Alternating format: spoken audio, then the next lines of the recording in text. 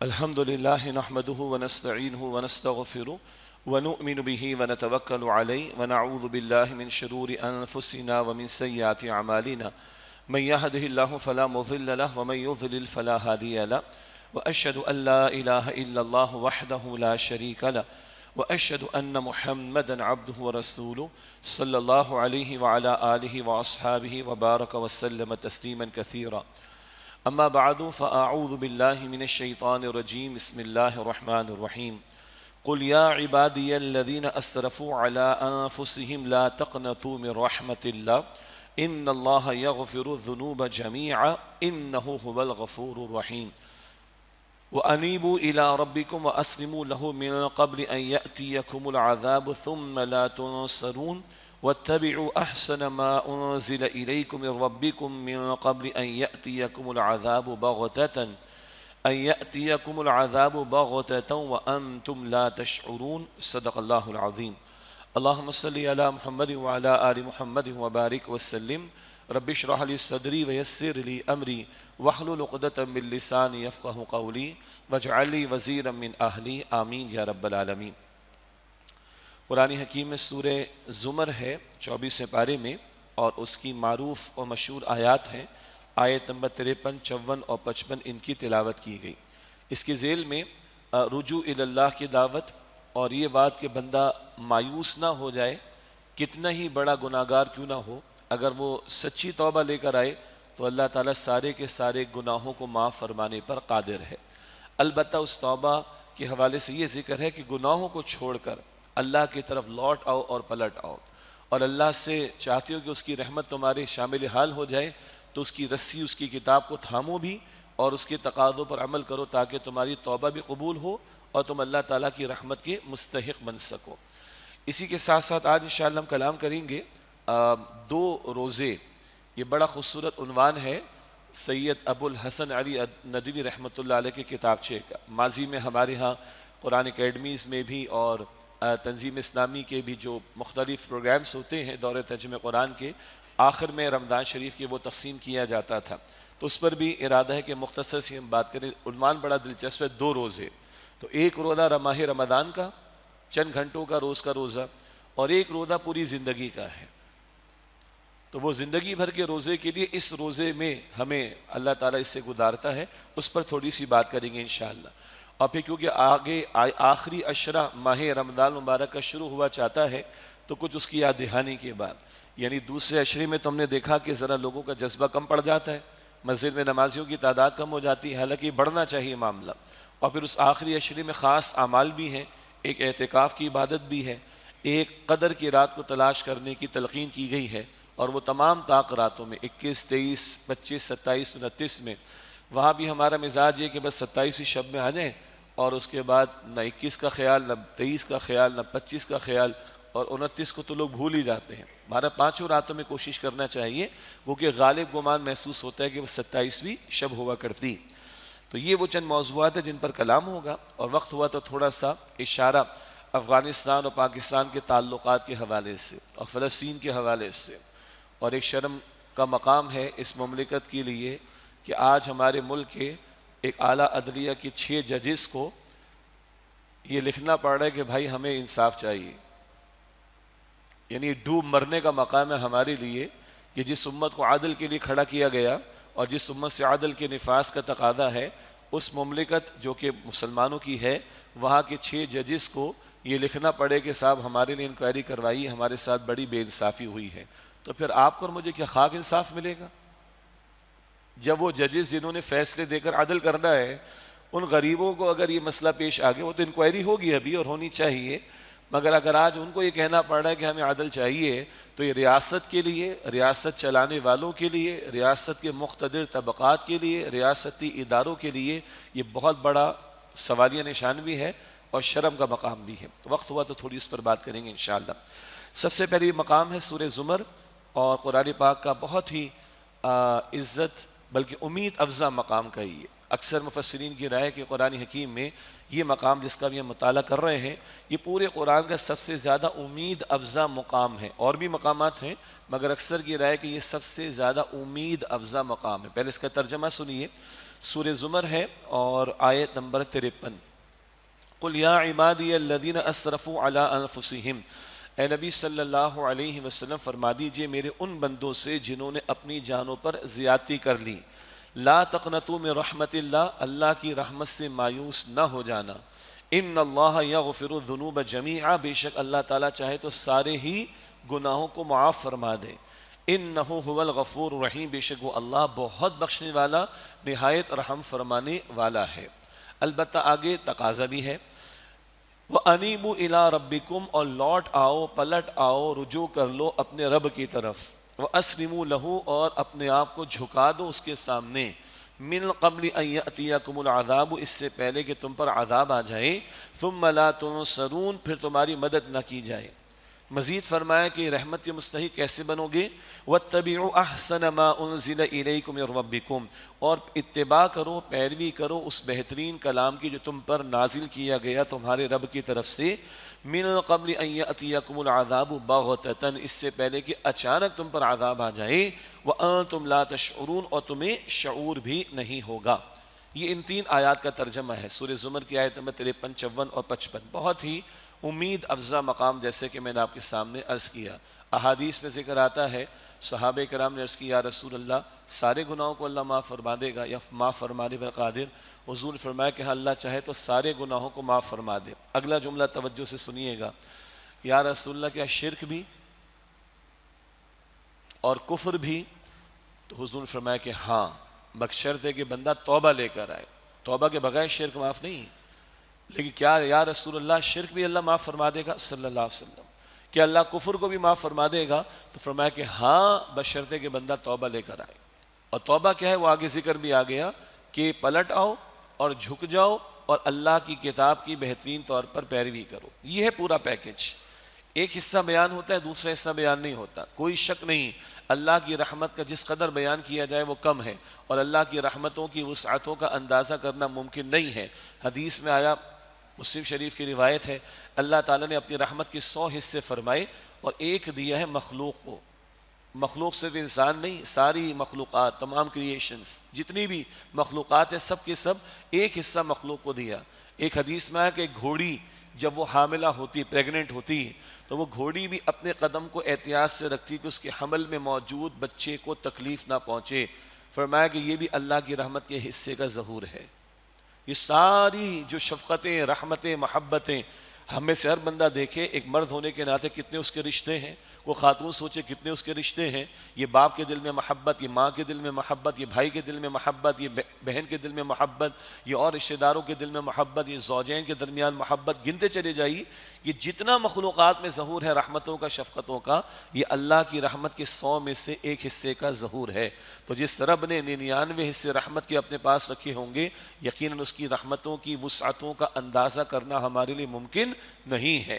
تو یہ بات طے ہے کہ اللہ کی رحمت بہت وسیع ہے۔ ہمارے گناہ آسمانوں کی بلندیوں کو چھو لیں، زمین و آسمان اس سے بھر جائے، رب کی رحمت اس سے بھی زیادہ وسیع، اس سے بھی زیادہ وسیع۔ کوئی شک نہیں کہ اللہ رحمان ہے، رحیم ہے، عفو ہے، غفور ہے اور غفار ہے، اس میں کوئی شک نہیں ہے۔ اور اللہ کی رحمت کا بیان ہونا چاہیے، اس سے تعارف یہ کروایا۔ اگر قرآن پاک کی تلاوت بھی شروع کریں تو تعوذ کے بعد بسم اللہ الرحمن الرحیم، رحمان الرحیم کا تعارف ہے۔ الحمدللہ رب العالمین، رب کا تعارف ہے، تمام حاجات کو پورا کرنے والا۔ حاجت تو یہ بھی کہ اللہ مجھے معاف فرما دے، ہدایت بھی دے دے، اور رحمان الرحیم ہے، یہ اللہ کا اولین تعارف ہے۔ لیکن جس رب کا یہ تعارف قرآن کریم میں آتا ہے، وہ یہ بھی فرماتا ہے مالک یوم الدین، وہ بدلے کے دن کا مالک بھی ہے۔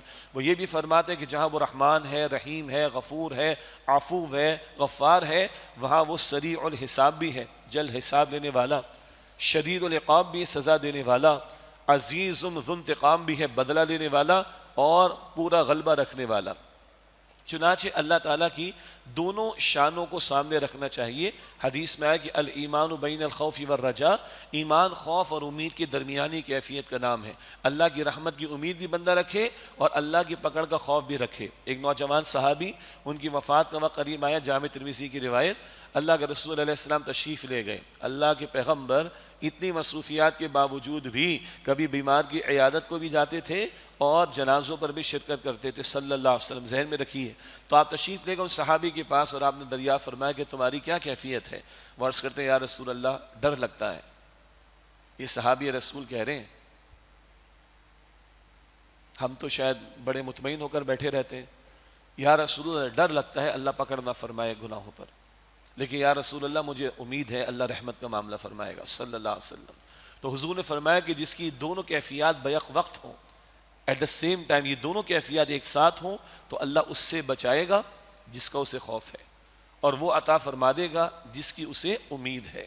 تو یہ امید والا پہلو سامنے رکھنا چاہیے. بلکہ اس آیت کے ذیل میں علماء نے لکھا اللہ کی رحمت کی امید رکھنا فرض ہے ہم پر. اللہ کی رحمت کی امید رکھنا فرض ہے، اور اللہ کی رحمت سے مایوس ہونا کفر ہے. جیسے سورہ یوسف کی آیت نمبر 87 میں یعقوب علیہ السلام کے الفاظ ہیں. سورہ یوسف کی آیت نمبر 87 میں آیا انہ لا ییأس من روح اللہ الا القوم الکافرون. اللہ کی رحمت سے وہی لوگ مایوس ہوتے ہیں جو کافر ہوتے ہیں. چنانچہ ان آیات کا حاصل ہے اللہ کی رحمت کی امید رکھنا فرض ہے، اور اللہ کی رحمت سے مایوس ہونا کفر ہے. اب آئیے پھر اس کا ہم تھوڑا مطالعہ کرتے ہیں ان آیات کا. فرمایا کہ قل یا عبادی الذین اسرفوا علی انفسہم، اے میرے نبی صلی اللہ علیہ وسلم میرے ان بندوں سے فرما دیجئے جنہوں نے اپنی جانوں پر زیادتی کر لی. جو ہماری نہ مانے اس پر تو غصہ آتا ہے، ہم تو منہ نہیں لگاتے اس کو، اور اللہ ان کے بارے میں فرما رہا ہے جنہوں نے اپنی جانوں پر زیادتیاں کر لی ان سے بھی فرما دیجئے لا تقنطوا من رحمت اللہ، اللہ کی رحمت سے مایوس نہ ہو جانا. ان اللہ یغفر الذنوب جمیعا، بے شک اللہ چاہے تو سارے گناہوں کو معاف فرما دے، اس کے لیے کوئی مشکل نہیں. انہ هو الغفور الرحیم، بے شک وہ اللہ غفور بہت زیادہ بخشنے والا، رحیم مسلسل نہایت رحم فرمانے والا ہے. یہ تو ہے امید افزا پہلو جو اس آیت کریمہ میں آ رہا ہے. اور احادیث میں یہ بھی آیا کہ اللہ کے رسول علیہ السلام فرماتے، اب یہ موقع ہے تو یہ حدیث بیان ہوگی، ورنہ اس طرح کی احادیث کو ذرا احتیاط سے بیان کرنا چاہیے. لیکن کیونکہ بیان ہوئی اس لیے بیان کر رہے ہیں. اللہ کے رسول نے فرمایا کہ بالفرض اگر تم ایسے ہو جاؤ کہ تم سے گناہ نہ ہو تو اللہ کسی اور مخلوق کو لے آئے گا. وہ گناہ کریں گے مگر توبہ کریں گے اور اللہ تعالیٰ ان کو معاف فرمائے گا. تو گناہ ہو سکتا ہے، ہو جائے گا. گناہ پر اڑنا یہ شیطنت ہے، اور گناہ پر ندامت کا احساس یہ آدمیت ہے. اڑ گیا تھا شیطان، اللہ کی رحمت سے ہو گیا دور. جھک گئے تھے آدم، اللہ نے بلند مقام دے کر خلافت دے کر زمین پر بھیج دیا. لیکن یہ احادیث لائسنس تو نہیں کہ چلو گناہ کرو، مولوی صاحب نے سنا دی تو چلو کرو. نہ جواب میں نے خود دینا، آپ نے خود دینا ہے. ان احادیث سے یہ غلط مفہوم نہیں لینا چاہیے کہ چلو جی چلتا ہے. نہیں، چلتا نہیں ہے. گناہ کے دوران موت آ جائے گی تو کیا جواب دیں گے اللہ کو؟ اور کیا اللہ تعالیٰ نے جہنم کے ڈراوے نہیں دیے؟ کیا اللہ تعالیٰ نے گناہوں پر سزائیں بیان نہیں کی؟ تو وہ ڈر بھی رہنا چاہیے، لیکن مایوس نہیں ہونا چاہیے. اللہ چاہے تو سارے کے سارے گناہوں کو معاف فرما دے. اور جیسے کہ ذکر ہوا جب صحابہ نے پوچھا تو حضور فرمایا کہ ہاں اگر شرک بھی ہے اور اگر کفر بھی ہے اللہ تعالیٰ معاف فرما دے گا، بشرطے کہ بندہ توبہ سچی لے کر آئے. یعنی احادیث میں آتا ہے ایک بندہ مشرک ہو، کافر ہو، اسلام قبول کر لے سارا معاف. اللہ اکبر، 70 برس کا مشرک کیوں نہ ہو، پچھلا اسلام قبول کرنا سارا مٹا دیتا ہے اس کا. اللہ کے رسول فرما رہے صلی اللہ علیہ وآلہ وسلم. تو اسلام قبول کر لینا یہ بندے کے پچھلے گناہوں کو معاف فرما دیتا ہے، مٹا دیتا ہے. اور بندہ سچی توبہ لے آئے تو قرآن کریم سورہ فرقان میں بتاتا ہے آیت نمبر 70-71 میں وہاں توبہ کا تذکرہ، وہاں یہ ذکر بھی آیا کہ فَأُولَٰئِكَ يُبَدِّلُ اللَّهُ سَيِّئَاتِهِمْ حَسَنَات، جو سچی پکی توبہ لائے اللہ تعالیٰ اس کی برائیوں کو نیکیوں میں بدل دے گا، اس کے بلیک کو وائٹ کر دے گا، اس کے گناہوں کو نیکیوں میں بدل دے گا. صرف معافی نہیں، گناہوں کو نیکیوں میں اللہ تعالیٰ بدل دے گا. اللہ تعالیٰ قادر ہے، لیکن توبہ سچی ہو، توبہ سچی ہو. وہ جو سورہ تحریم کی آیت نمبر 8 میں ذکر آیا کہ یا ایھا الذین آمنوا توبوا الی اللہ توبۃ نصوحا، ایمان والو توبہ کرو اللہ کے حدود سچی اور پکی توبہ. اللہ مجھے اور آپ کو عطا فرمائے. یہ راتیں ہیں، یہ ایام ہیں مانگنے والے. یہ اللہ نے ایک ماحول دے رکھا ہے، دلوں کو نرم اللہ نے کیا ہے، رجوع ہے بندوں کے اندر، مسجد کی طرف رخ ہے، قرآن کی طرف رخ ہے، نیکی کی طرف رخ ہے.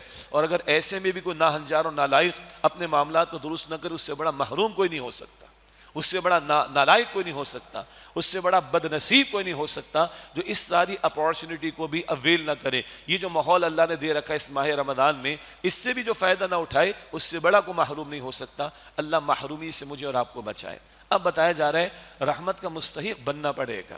تم چاہتے ہو کہ اللہ تم پر رحمت نازل فرمائے, اللہ تعالیٰ تمہیں بخش دے, تمہارے گناہوں کو معاف کر دے, تمہیں بالکل کلین کر دے, صاف کر دے, پاک کر دے, تو تم بھی تو محنت کرو نا. فرمایا وَأَنِيبُوا إِلَىٰ رَبِّكُمْ, اور لوٹ آؤ اپنے رب کی طرف, رجوع کرو اپنے رب کی طرف. یہ بھی نوٹ کریں اللہ ہدایت کسے دیتا ہے.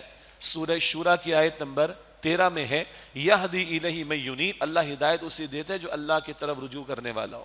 یہ رجوع تو آپ نے میں نے کرنا ہے نا, یہ طلب و طلب تو آپ نے میں نے پیدا کر دی, یہ احساس تو آپ نے میں نے پیدا کرنا ہے, یہ محنت تو آپ نے میں نے کرنی. اللہ تو دینے کو تیار ہے, کیا ہم لینے والے ہیں کہ نہیں؟ کیا ہم لینے کے لیے تیار ہیں کہ نہیں؟ کیا ہم اللہ کے پکار پر لبیک کہنے کے لیے تیار ہیں کہ نہیں؟ کیا اللہ کو ہم راضی کرنے کے لیے محنت کرنے کو تیار ہیں کہ نہیں؟ یہ ہے انابت, پلٹ آؤ, رجوع کرو, متوجہ ہو جاؤ. وَأَنِيبُوا إِلَىٰ رَبِّكُمْ, اور لوٹ آؤ اپنے رب کی طرف. وَأَسْلِمُوا لَهُ مِن قَبْلِ أَن يَأْتِيَكُمُ الْعَذَابُ ثُمَّ لَا تُنصَرُونَ, اور مسلم ہو جاؤ, اپنے آپ کو جھکا دو اللہ کے لیے اس سے پہلے کہ تم پر عذاب آئے, پھر تمہاری مدد نہیں کی جائے گی. یہی ہے اسلام. کیا ہے اسلام؟ صرف نماز کا نام, وہ بھی رمضان شریف کی, جمعے کی 2 رکعت کا نام, صرف رمضان میں اچھے اچھے مسلمان بن جانے کا نام نہیں.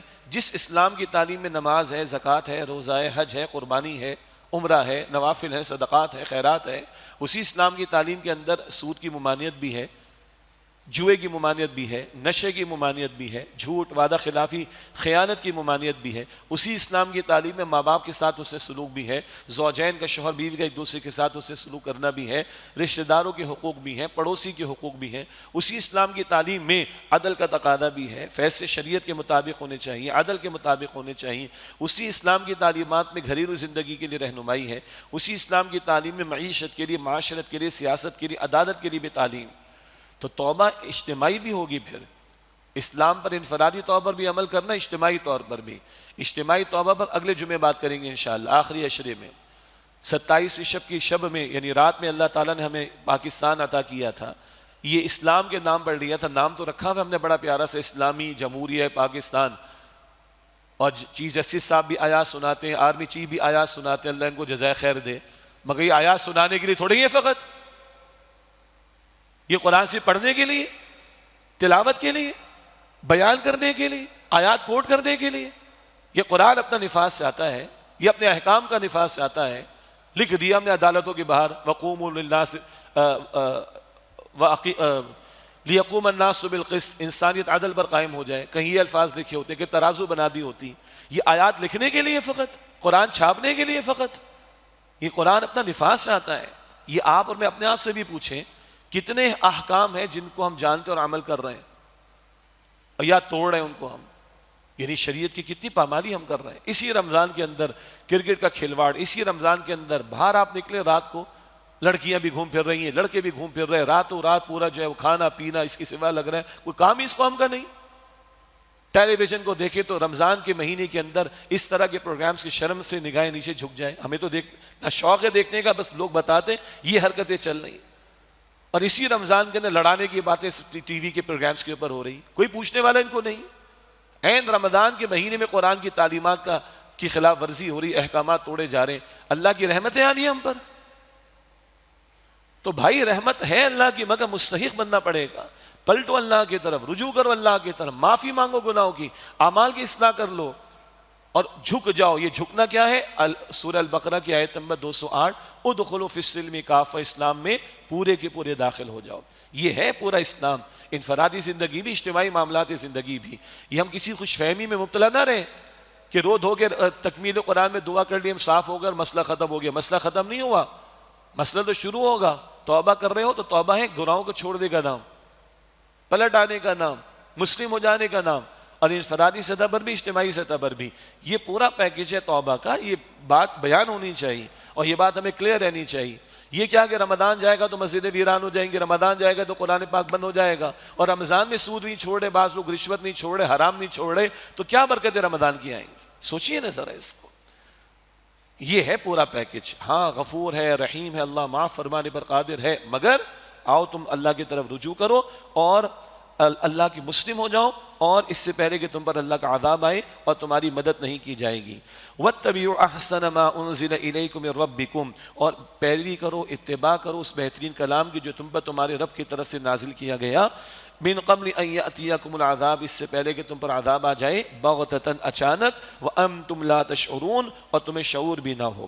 قرآن کی پیروی کرو، جو بہترین کلام اللہ نے تمہیں عطا فرمایا. یہ صرف تلاوت کرنے کے لیے اور تراویح میں سننے کے لیے فقط نہیں آیا، یہ گھروں کے اندر بڑے اچھے فریمز پر لگا دینے کے لیے نہیں آیا. اسی شہر کے اندر ایک ہندو فیملی مسلمانوں کے گھر میں گئی، بڑے خوبصورت وہ تغرے کہتے ہیں نا فریمز لگے ہوئے تھے، تو کہا زبردست، واو، وہ تو ایک آرٹ ورک کہے گا، کیونکہ یہاں کے رہنے والے غیر مسلموں کو پتہ ہے کہ قرآن مسلمانوں کا کلام اللہ کی طرف سے عطا کردہ. کبھی کیا ہے اس میں؟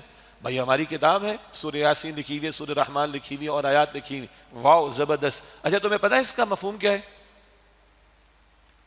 تو مسلمان وہ ان کی نگاہیں نیچے جھک گئیں. بہترین کلام ہے، طاقوں میں سجا دیا، دھو دھو کے پلا دیا، اور سونے کے تاروں سے لکھ دیا، اور جناب کیا کچھ نہ کچھ ہم نے کر دیا. پتہ ہمیں نہیں کس میں لکھا گیا ہے. پڑھے جا رہے تقسیم کیے جا رہے قرآن کے نسخے، پتہ نہیں لکھا گیا ہے اس کے اندر. بچہ ہمارا دنیا کی تعلیم حاصل کرے، دو جملے سے سمجھ میں نہیں آئے، سر پہ سوار ہو جاتے ہیں کہ بیٹا ایگزام میں فیل نہ ہو جائے تو. اور اللہ کا کلام بغیر سمجھے پڑھے جا رہے 30 40 50 60 70 سال گزر جاتے ہیں، معلوم ہی نہیں قرآن پاک میں کیا لکھا ہے. What are we doing with the book of Allah? یہ کیا کر رہے ہیں اللہ کے کلام کے ساتھ؟ دنیا کی ہر تحریر، ہر کانٹینٹ، ہر میسج سمجھ کر پڑھتے سوائے اللہ کے کلام کے. کیا جواب دیں گے ہم اللہ سبحانہ و تعالیٰ کو؟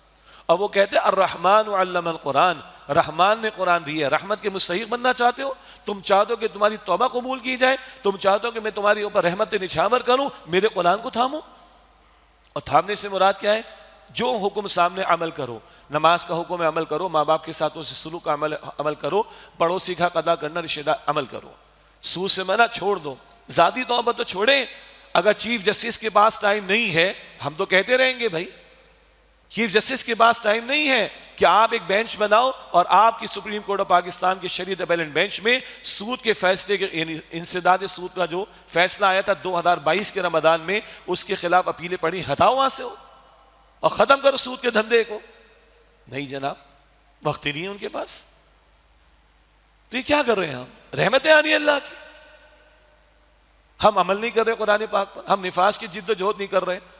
رٹا لگایا ہوا آئین کی پاسداری، آئین کی پاسداری. تمہارے آئین میں، ہمارے آئین میں لکھا ہے کہ کتاب و سنت کی بالادستی ہوگی، شریعت کے احکامات نافذ تم نہیں کرتے ہو. اور ریاست کی ریٹ کو کوئی چیلنج کرے گا تو ہم یہ کر دیں گے، وہ کر دیں گے. ہمارے مقتدر طبقات کہتے ہیں، ریاستی ادارے کہتے ہیں، اللہ کی ریٹ کو ہم چیلنج کر رہے ہیں، تمہیں شرم آتی ہے؟ اللہ کی ریٹ کو ہم نے چیلنج کیا ہوا اس ملک کے اندر، سود کا دھندا جاری رکھ کر، بے حیائی کا طوفان مچا کر. ہم نے اجازت دے رکھی قانون کے سہارے یہ سارے اتنے بڑے گناہوں کو جاری رکھنے کی. اللہ کی ریٹ کی تمہیں کوئی فکر نہیں؟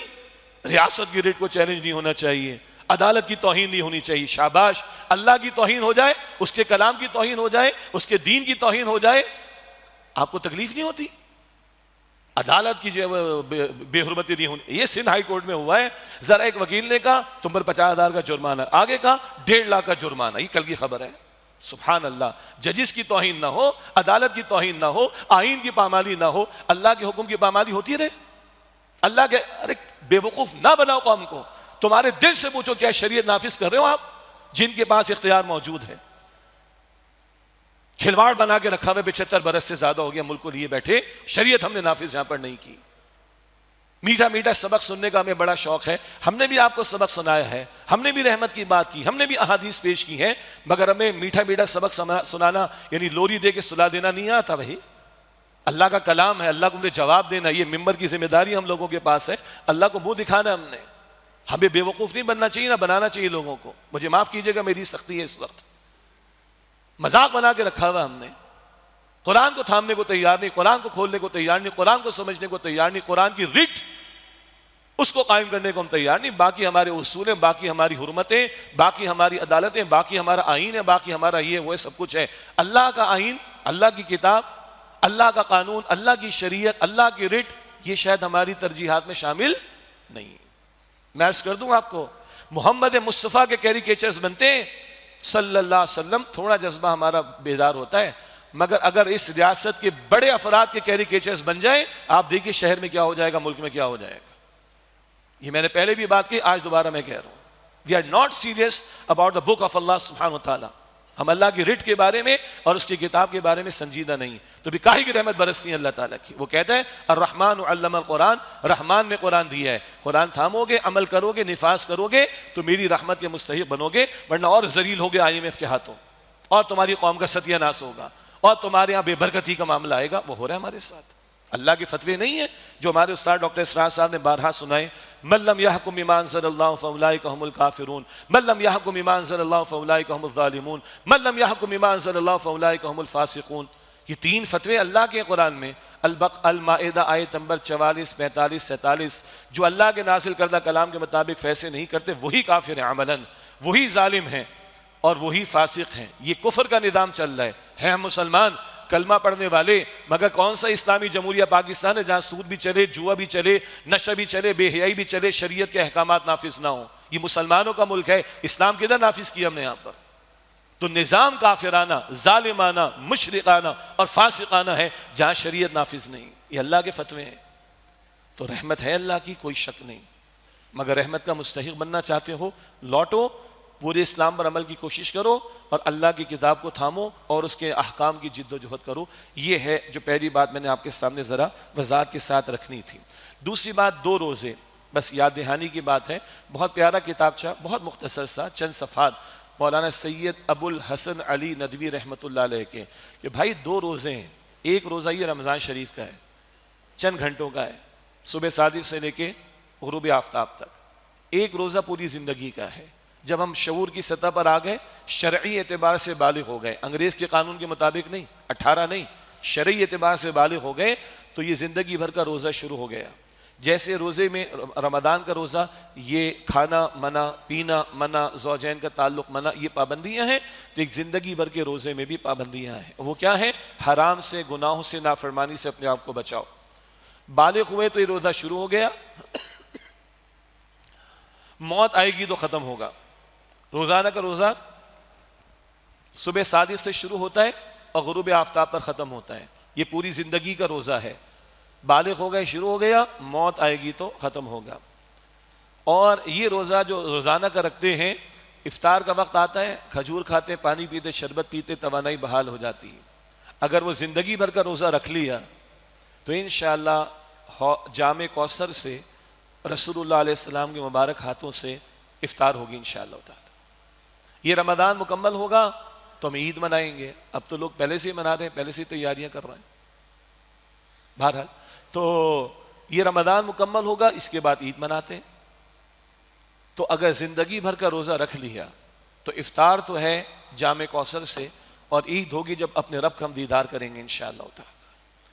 تو یہ پوری زندگی کا روزہ ہے، اور وہ ہے لعلکم تتقون، تاکہ تم میں تقوی پیدا ہو. بار بار بات آ رہی ہے، اس لیے توجہ دلا رہے کہ رمضان کے روزوں کے دوران بھی زبان کا غلط استعمال چل رہا ہے، آنکھوں کا غلط استعمال چل رہا ہے، اسمارٹ فون کا غلط استعمال چل رہا ہے، معاملات کے اندر بگاڑ کا معاملہ چل رہا ہے، چوریاں ڈکیتیاں ہمارے یہاں چل رہی ہیں، قطع تعلقی ہمارے یہاں چل رہی، رشوتیں ہمارے یہاں چل رہی، 2 نمبری ہمارے یہاں چل رہی، اختیارات کا غلط استعمال ہمارے یہاں چل رہا ہے، جھوٹ بولنا ہمارے یہاں چل رہا ہے، نچلی سطح پر بھی، ریاست کی سطح پر بھی. استغفر اللہ. تو بھائی یہ پوری زندگی کے روزے کے لیے یہ روزہ رکھوایا گیا ہے. ادھر حلال کو چھوڑ رہے ہو جس کی لسٹ بنانا ممکن نہیں، تو زندگی بھر کے روزے میں حرام کو چھوڑنا ہے. وہ حرام کو چھوڑ رہے ہیں تو یہ روزہ مقبول ہے. اور اگر حرام کو نہیں چھوڑے تو یہ کیا روزہ ہے؟ حدیث میں آیا کہ پھر بھوکے اور پیاسے رہنے کے سوا کچھ نہیں ملے گا تمہیں. اللہ ان روزوں کی حفاظت کرنے کی مجھے اور آپ کو ہم سب کو توفیق عطا فرمائے. اگلی بات ہے آخری عشرے کے تعلق سے. بڑی پیاری پیاری ایگزامپلس دی جاتی ہیں سمجھانے کے لیے. وہ ریس شروع ہوتی ہے نا، جب دوڑتے ہیں، ریس لگاتے ہیں، تو کوئی آگے ہوتا ہے کوئی پیچھے ہوتا ہے. تو 5 منٹ کی ریس ہے یا 10 منٹ کی ریس ہے یا 15 منٹ کی ریس ہے. تو 5 منٹ والی ریس میں 2 منٹ میں کون کہاں تھا، 2.5 منٹ میں کون کہاں تھا، 3 منٹ میں کون کہاں تھا، کوئی اس کو یاد نہیں رکھتا. سب کس کو دیکھتے ہیں؟ آخر میں اینڈ پر کون سب سے آگے. تو ممکن ہے جو شروع میں پہلے پیچھے تھا وہ جان لگا کے بالکل آخر میں سب سے آگے چلا جائے. عین ممکن ہے. یہ سمجھایا جاتا ہے رمضان کے تعلق سے کہ ہو سکتا ہے اپنے خطائیں کی ہوں، اس وقت بھی کی ہوں، رمضان میں بھی کی ہوں، اور کچھ اپنے اوقات کا ہم نے لحاظ نہ رکھا ہو، تو بھائی مایوس نہ ہو جاؤ. ابھی آخری اشرہ موجود ہے جہنم سے آزادی کا، اور وہیں قدر کی رات بھی ہے، وہیں اللہ کو منا لینے کے مواقع بھی ہیں۔ پھر وہ حدیث سامنے رہے جب جبریل علیہ السلام تشریف لائے اور حضور ممبر کی سیڑھیوں پر آمین کہتے ہوئے اوپر تشریف لے جا رہے تھے، اور جبریل نے آگے یہ بد دعا کی ہے کہ تباہ و برباد ہو جائے وہ شخص جس کے سامنے رمضان کا مہینہ آئے اور چلا جائے اور وہ اپنی بخشش نہ کرا سکے۔ تو امام الانبیاء صلی اللہ علیہ وسلم نے فرمایا آمین، وہ شخص تباہ ہو جائے، برباد ہو جائے۔ سارے فرشتوں کے سردار نے بد دعا کی، اور تمام رسولوں کے سردار نے اگر آمین کہی تو کتنا بد نصیب ہوگا جس کے بارے میں قبول ہو جائے۔ تو یہ رکھیں سامنے کہ ہم نے اپنے رب کو راضی کرنا ہے، ہم نے اپنے رب کو منانا ہے، ہم نے اپنے اوقات کی حفاظت کرنی ہے۔ ہم نے جیسے بچہ بلک کر رو کر ماں سے منوا لیتا ہے نا، ایسے بلک کر رو کر اپنے رب کو راضی کرنے کی کوشش کرنی۔ امام ابن قیم نے لکھا رحمۃ اللہ علیہ، کیسے؟ جیسے اگر بچے سے غلطی بھی ہو جاتی ہے تو ماں مارتی ہے تھپڑ اس کو، تب بھی وہ ماں سے ہی چمٹتا ہے، اس کو پتا ہے جو مار رہی ہے کھلاتی بھی یہی ہے، پلاتی بھی یہی ہے، ہاں میری ضروریات کو بھی یہی پورا کرتی ہے۔ تو کہاں جائیں گے اللہ کے سوا؟ نہ کہیں جہاں میں اما ملی، جو اما ملی تو کہاں ملی، میرے جرم خانہ خراب کو تیرے عفو بندہ نواز میں۔ تو اپنے رب کو منانا ہے ہم نے، اور اس کے لیے آخری اشرہ بہترین۔ اللہ کے نبی علیہ السلام کے بارے میں عائشہ رضی اللہ تعالیٰ عنہ فرماتی ہیں کہ اللہ کے رسول علیہ السلام جب آخری اشرہ ہوتا رمضان کا تو بھرپور اہتمام فرماتے۔ احادیث میں الفاظ ہے کمر کو کس دیا کرتے تھے، اس کی تعبیرات ہیں اپنی جگہ پر، اور پوری رات رمضان کے آخری اشرے میں اللہ کے رسول قیام فرماتے تھے، پوری رات۔ اور نہ صرف یہ خود قیام فرماتے، گھر والوں کو بھی بیدار کرتے۔ تو یہ شاپنگ اور یہ ریسٹورنٹس میں گھومنا اور یہ all you can eat and all you can purchase, چھوڑو بھائی اس کو، یہ سال بھر کھانا پینا چلتا رہتا ہے، خرید و چلتی رہتی ہے، مناسب حال اپنی شاپنگ وغیرہ کمپلیٹ کریں اور اپنے گھر والوں کو بھی بیدار کریں۔ یہ راتیں ضائع کرنے والی نہیں ہیں فضولیات کے اندر، اور انٹرنیٹ پر نیٹ فلکس پر جا کر موویز دیکھی جا رہی ہیں، اور ادھر بھاگ رہے ہیں، ادھر دوڑ رہے ہیں، ادھر کھا رہے ہیں، ادھر کھا رہے ہیں، یہ ڈیل آ گئی، وہ ڈیل آ گئی، اسی میں لگے رہیں گے کیا؟ چھوڑیں ان چیزوں کو خدا را۔ حضور پوری رات خود بھی قیام فرماتے اور گھر والوں کو بھی بیدار کرتے تھے۔ اور حضور علیہ السلام کا اپنا معمول کیا تھا؟ رمضان کا آخری اشرہ اعتکاف، یہ مستقل سنت اللہ کے نبی علیہ السلام کی۔ ایک سال آپ ایک سفر کی وجہ سے یا غزوے کی وجہ سے نہ کر سکے اعتکاف، تو اگلے سال آپ صلی اللہ علیہ وسلم نے 20 دن کا اعتکاف فرمایا۔ اب یہ اعتکاف کیا ہے؟ وہ تو اعتکاف کے ساتھی جب اپنے اپنے مقام پر ہوں گے تو ان کو بتایا جائے گا۔ یہ ہے جم کر بیٹھ جانے کا نام، اور یہ ذرا کٹ جانے کا نام ہے۔ کٹ کر جم کر بیٹھ جانا، وہ جو سورہ مزمل میں ایک انداز آتا ہے نا، وَتَبَتَّلْ إِلَيْهِ تَبْتِيلًا، ہر ایک سے کٹ کر اللہ کی طرف متوجہ ہونا۔ تو اس کی روح کو سمجھیں، یہ کٹنا ہے دنیا سے۔ یہ کیا اسمارٹ فون لے کر بیٹھے ہوئے، کیا ضرورت پڑی ہے بھائی؟ مجھے گھر سے کال آئے گی تو جاؤ گھر میں بیٹھو، پھر آفس سے کال تو جاؤ آفس میں بیٹھو جا کر۔ بند کریں اس چیز کو بھائی، کوئی اجازت نہیں ہونی چاہیے اس کی۔ کوئی مسئلہ ہے جس جگہ آپ مسجد میں ہیں، بھائی بتا دیں، مسجد میں فون کر دینا، اور محلے کی مسجد میں بیٹھے ہوں گے، گھر والے آ کے بتا دیں گے ایمرجنسی آ گئی۔ مطلب کیا مطلب ہے اس کا؟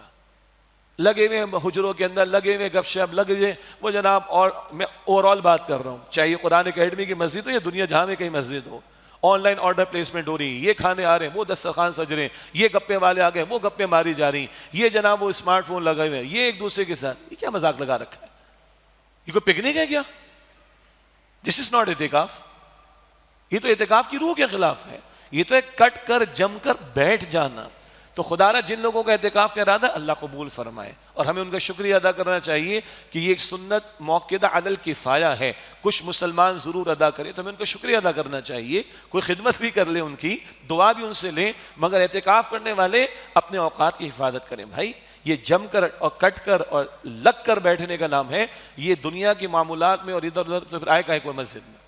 گھر میں بیٹھے پھر آرام سے جا کر مسجد میں آ کر بیٹھے، خواتین اگر گھر میں کر رہی ہیں تو ایک ہے اپنے آپ کو جم کر بٹھا دینا، باقی معاملات کو دائیں بائیں کر دے۔ خدا نہ خاص تو کوئی ایمرجنسی ہوگی، کوئی آگے بتا دے گا، کون سی مشکل بات؟ بند کریں اس چیز کو۔ اور پھر بہرحال یہ وہ سنت ہے کہ بندہ جب اعتکاف میں بیٹھ گیا، اللہ کے گھر کا مہمان ہے، اللہ کا مہمان ہے۔ حدیث میں آتا ہے باہر جتنی نیکیاں ہو رہی اس کو اجر ملے گا۔ کیوں؟ اگر باہر ہوتا تو یہ نیکی کر لیتا، وہ نیکی کر لیتا، وہ نیکی کر لیتا۔ یہ کٹ کر بیٹھ گیا تو اللہ کی ذات بڑی غیور ہے، باہر کی نیکیوں کا اجر اس کو ویسے ہی اللہ تعالیٰ عطا فرما دے گا۔ تو اعتکاف اس کی حفاظت بھی ہے۔ اور پھر آخری عشرے میں قدر کی رات ہے۔ انا انزلناہ فی لیلۃ القدر، قدر کی رات میں اللہ فرماتے ہیں اس کو ہم نے نازل کیا قرآن پاک کو. وما ادراک ما لیلۃ القدر، تمہیں کیا معلوم کہ لیلۃ القدر کیا ہے؟ لیلۃ القدر خیر من الف شہر، 1000 مہینوں سے افضل ہے. پچھلی امتیں ہوتی تھی 500-600 برس کی عمریں ہو جایا کرتی تھی لوگوں کی. کبھی لکھا ہے روایات میں کسی خاتون نے آ کے کہا اپنے نبی سے ذرا دعا کرے میرے بچے تو 200-300 سال میں انتقال کر جاتے ہیں. سبحان اللہ. تو اس امت کو عمریں تھوڑی سی دی گئیں لیکن اجر بہت بڑھا دیا گیا ہے. معراج کی شب ہے، 5 کی فرضیت آئی اور ندا دے دی گئی، حکم نافذ ہو گیا. اول 50 دی تھی نا، رہ گئی 5. تھینکس ٹو موسیٰ علیہ السلام، ان کے کہنے پر حضور نے التجا کی اللہ سے. اللہ فرماتے ادا 5 کرو، اجر دوں گا 50 کا. اللہ اکبر، اللہ نے اجر بڑھا دیا. ایک رات دے دی جو 1000 مہینوں سے افضل ہے. اس کے بنتے 83 سال 4 مہینے، 83 years and 4 months. یہ تو آج ہماری ایوریج لائف بھی نہیں پاکستان میں. اب اس سے کتنا افضل ہے اللہ بہتر جانتا ہے. تو اگر 100 روپے اس رات میں اللہ کی راہ میں دیں، سوچیں. 4 نوافل ادا کر لیں، سوچیں. کچھ آیات کی تلاوت کر لیں، سوچیں. ماں باپ کا چہرہ دیکھ لیں شفقت سے، سوچیں. کسی کے کام آ جائیں، سوچیں. دین کی کوئی بات سیکھ لیں، سوچیں. یہاں کوشش کریں کہ میں زیادہ سے زیادہ بنا لوں. انویسٹمنٹ اگر کرنی ہے نا اس رات میں، اور میں تو گزارش کروں 5 راتوں میں کریں، سارے اعمال انجام دیں. ہمارے یہاں قرآن اکیڈمی اور تنظیم اسلامی کے تحت تو جتنے پروگرامز ہو رہے ہیں ہم تو 2 بجے سے پہلے چھوڑیں گے نہیں انشاءاللہ تعالیٰ. پھر جو وقت بچے گھر جا کے فریش اپ ہوں، دوبارہ اللہ کے سامنے کھڑے ہو جائیں. یہ راتیں لگائیں ادھر. ہم سب کو پتہ ہے ہماری راتیں کہاں کہاں لگیں. اب بھی ہم دیکھتے ہیں لوگوں کی راتیں کہاں لگتی ہیں. ایک رات اگر مل جائے وہ 1000 مہینوں سے افضل ہے. اللہ ہمیں توفیق عطا فرمائے. اور حدیث بخاری شریف میں 21 23 25 27 29 5 طاق راتوں میں تلاش کرو. اس کو غالب گمان ہے 27 کے بارے میں، لیکن یاد رکھیں جن احادیث کی بنیاد پر غالب گمان کا اظہار 27ویں کے بارے میں ہے نا، اسی طرح کی احادیث میں 21 کا ذکر بھی ملتا ہے، 23 کا ذکر بھی ملتا ہے. اب کیا کریں گے؟ تو حضور کی حدیث کو لیجئے جس میں ذکر آیا صلی اللہ علیہ وسلم 5 راتوں میں تلاش کرو، 21 میں، 23 میں، 25 میں، 27 میں اور 29 میں. اب 2 باتیں اس ضمن میں اور، یہ رات افضل کیوں ہے؟ انا انزلناہ فی لیلۃ القدر، قرآن پاک کی وجہ سے. تو بھائی ان راتوں میں قرآن سیکھو، ان راتوں میں قرآن سمجھو. جہاں تلاوت کرو، تلاوت سنو، وہاں سیکھو بھی، سمجھو بھی، عمل بھی کرنے کا ارادہ رکھو. تو اس رات کو افضل بنایا ہے قرآن پاک نے. پھر وہی بات آ گئی، رمضان افضل قرآن کی وجہ سے، روزے دیے گئے قرآن کی وجہ سے، رات افضل قرآن کی وجہ سے. اس قرآن کی طرف آؤ، اس کی سیکھنے سکھانے کی طرف آگے بڑھو. اللہ ہمیں توفیق عطا فرمائے. اور دوسرا، یہ رات قدر والی، اس کی ایک ترجمانی کی گئی، یہ تقدیروں کو بدل دینے والی رات ہے. اور بندوں کی تقدیریں طے ہوتی ہیں اللہ کے ہاں، سال بھر کے اعمال طے ہوتے ہیں، امور طے ہوتے ہیں، فیصلے ہوتے ہیں اللہ کی طرف سے. تو تقدیروں کو بدل دینے والی رات ہے، مگر رات افضل ہے قرآن پاک کی وجہ سے. تو گویا یہ قرآن تقدیروں کو بدل دینے والا کلام اس رات میں عطا ہوا، جس کی وجہ سے رات افضل ہے. اور 27ویں شب میں ہی ہمیں اللہ نے پاکستان دیا تھا. تو کیا چاہو اس رات میں ذرا ہمارے سربراہان مملکت بھی اور ہمارے بڑے مقتدر طبقات بھی کچھ کر لیں. 14 اگست کی تو چھٹی مناتے ہی ہیں نا، ہم چھٹی کی تو بات ہی نہیں کر رہے. رات میں کچھ کر لیں، اللہ کے حضور کچھ توبہ استغفار کر لیں. یہ قوم اللہ کی طرف پلٹ آئے جس کو اللہ نے نزول قرآن کی شب میں جو ہے وہ پاکستان عطا فرمایا تھا. کیا اچھی بات ہو جائے گی. اللہ تعالی ہمیں اس کی توفیق عطا فرمائے. تو آخری شے کی قدر کرنی ہے، اعتکاف کی سنت جو ادا کر رہے ہیں اللہ قبول فرمائے، اس کی حفاظت کرنی ہے. قدر کی رات تلاش کرنی ہے 5 راتوں میں. اور پورے آخری عشرے میں حضور تو پوری رات قیام فرماتے تھے. ہم نے بھی محنت کرنی ہے. اللہ تعالیٰ مجھے آپ کو ہم سب کو توفیق عطا فرمائے. افغانستان کے تعلق سے بس اتنا ہی ہے کہ بہرحال جو اس وقت حالات ہیں یہ درست نہیں ہیں، اور امریکہ بدماشی تو کرے گا. یہ ہمارے پاکستان کے بھی حکمرانوں کو اور افغانستان کے بھی حکمرانوں کو سمجھنا چاہیے. اور ہماری خواہش ہے کہ مل بیٹھ کر ان معاملات کو حل کرنے کی کوشش کی جائے. ورنہ اگر یہ 2 ملک ڈسٹرب ہوں گے تو وہ کون سے خراسان، وہ کون سے لشکر اٹھیں گے جو کل جناب مہدی کی نصرت کو جائیں گے؟ ہم تو وہ حدیثیں بیان کرتے ہیں. تو بھائی یہ ڈسٹرب نہیں ہونا چاہیے دونوں ملکوں کی حکومتوں کو. یہ برادر اسلامی ملک ہیں، مسلمانوں کے ممالک ہیں، اور یہ ذرا سی لائن درمیان میں، ورنہ ادھر بھی قبائل ادھر بھی قبائل، ادھر بھی رشتہ دار ادھر بھی رشتہ دار ہیں، اور سب کلمہ گو مسلمان ہیں. چنانچہ مل کر دہشت گردی غلط ہے، اور کسی کا بھی نقصان جانی ہو رہا ہے غلط بات ہے، ہم اس کو کنڈیم کرتے ہیں.